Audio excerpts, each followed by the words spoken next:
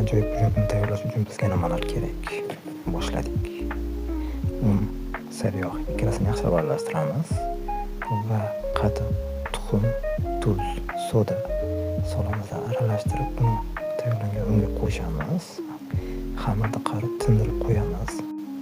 Qiyma, kartoshka, piyoz, dumba, ziralar va yog'ni qo'shib aralashtirib, xamirni ikkiga bo'lib va yoyib va qiymamizni solamiz.